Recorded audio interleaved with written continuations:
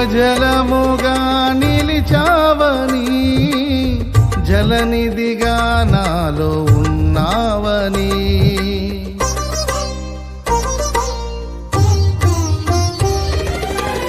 జనులకు దీవెనగా మార్చావని, జగతిలో సాక్షిగా ఉంచావని, ఉత్సాహగానమునే పాడనా, ఉత్సాహగానమునే పాడనా,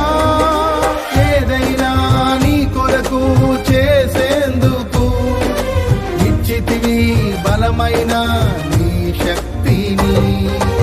ఏదైనా నీ కొరకు చేసేందుకు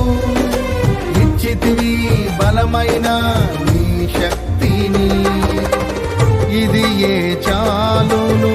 నా జీవితాంతము, ఇలా నా కన్నీ